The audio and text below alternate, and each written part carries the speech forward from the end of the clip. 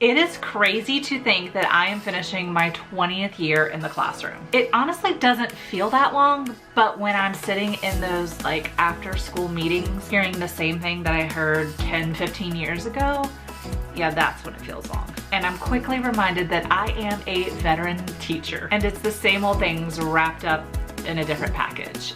If you know, you know. After 20 years, I have learned a thing or two of running a classroom, and I have simplified that process over the last 20 years. And that is what I'm sharing with you in today's video. If you're new here, I'm Rachel Vincent, and I love sharing ways to help teachers simplify their classroom and their teaching. So although I am finishing my 20th year of teaching, I have realized that I am coming up on my 3rd year anniversary of being right here on YouTube. And a lot of those first videos that I shared have changed. And so that is the wonderful thing about being a teacher, is you get a fresh start every year, and what doesn't work, you get to try differently. Now, some of these systems I have scrapped altogether, and I was like, that is not who I am as a teacher. I'm not going to keep trying. But some of them I've just simplified the process because I get these grand ideas and I need to sort of rein it back in and realize, okay, that was a summer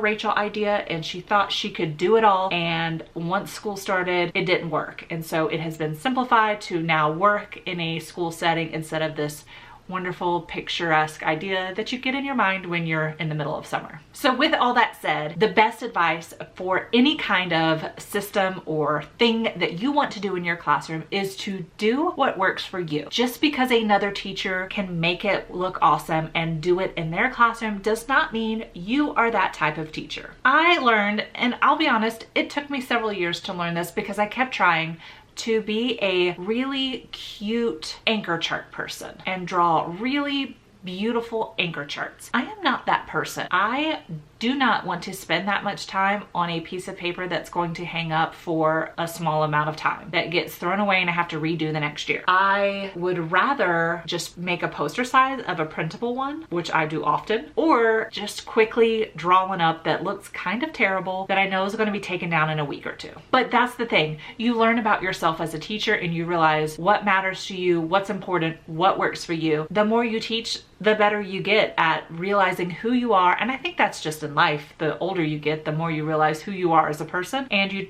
quit trying to be all these things. So with all that said, we are going to head into my classroom, and I'm going to share with you some of the things that I simplified that I do differently than when I first posted these videos on YouTube. My classroom library has been extremely simplified. I will put in a few pictures of my previous library. I used to have this shelf here, and this shelf along with another one was on a different wall with picture books. And once I realized that 4th graders lean more towards chapter books, I got rid of quite a few of my picture books. I shared them with 1st year teachers and my student teachers that I had a few years ago. And then our district purchased us class libraries with very high interest novels, graphic novels, and things like that for students. So this has become all novels, mostly high interest, my nonfiction, and then these are my few picture books that I have left. And I actually just got it down to where that one is empty, so I just have this 3 here. I'm not sure how the new classroom is going to look with it, but this is much more simplified than what I used to do. And my plan this summer is to put labels with author's last name on all of them so that they will all look nice and pretty. This is my real simplified birthday process.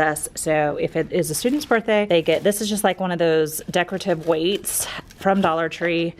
They get fun markers and pens to use for the day, and they get a little bag of goodies. I'm actually thinking about next year simplifying the process even more and just giving them a pencil and a piece of candy instead of the ball and the no homework pass. I don't know, haven't fully decided. And then I hang a sign on the door. That is a much easier than all the stuff I used to do. All right, I used to have these checklists for a lot of my different jobs, and I would put everybody's name here and they would go off and check that they did their job, or that they had an organized cubby or a book box, or didn't have to charge their Chromebook. And honestly, this was so chaotic in the afternoons, and then on Fridays when they needed a new one, I was like, there's gotta be a better way. So I essentially got rid of all of that. I even got rid of this whole role manager. It just is what it is. Because I used to give points for different things in Class Dojo. I simplified all that. I don't even use this anymore. I don't recommend it. It's just too much to keep up with. So now I just give everybody 5 dojo points a week, no matter what their job is. Nobody gets rewarded extra points for anything. I was worried I wasn't going to give them enough dojo points for Class Store. The first month of school, they barely had enough to make a purchase, but they did have enough, and they've had a lot of them save it. They've had plenty since then because I give dojo points for other things. If they participate in dress up days, they get dojo points. You know, I just give it for so many other things that they don't need it for class jobs except to get paid their 5 dojo points each week. And it has worked so well. I will never go back to that system. I simplified them. It's so much easier to manage, and it is definitely a better job system. So this is my Class Store system. It is just a like jewelry organizer with our passes, a little Michael's organizer with candy, pencils, and eraser. And I do have a treasure box still. I'm contemplating whether or not to dissolve that and just do these things. Haven't fully decided, but that's not even the most simplified part of my Class Store anymore. Let me show you. Our simplified process is this form right here.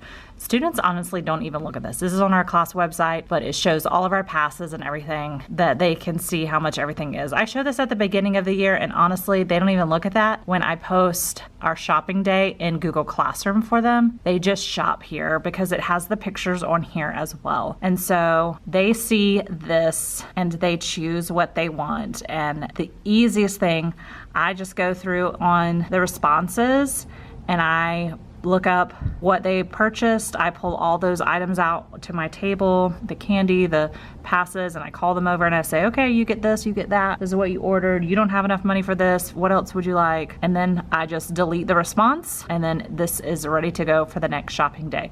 This has simplified things so easily, and all of this is available in my rewards and Class Store resource. I'll link that below because digital shopping is the way to go. So I have a pretty massive system of organization with paperwork, weekly copies, things like that. But this little system right here has really saved my desk from having so many things on top of it. Weekly papers tend to be like papers that we have for the whole week, that we go over the answers under the document camper. I need a copy to go over with the students, so I just keep it right in there. Students who did not finish an assignment are still working. Absent students, I keep my little gradebook checklist so that I don't have to go into our online gradebook all the time. I can just write it down and get those papers off my desk. And miscellaneous, you know, for all the random stuff. I have our school folder with schedules and things like that, and my clipboard with some data information that's just right there at my fingertips to keep track of those papers that were always on my desk but now have a home. Some systems have worked time and time again, and I have kept those systems over the years, and that is my paperwork system, and all of the paperwork except the one I just showed you that I changed, but those were really my personal papers. I'm talking copies, student papers, all those things. If you're interested in seeing how I tackle all those pesky stacks of paper that tend to pile up, check out the video that's on your screen now.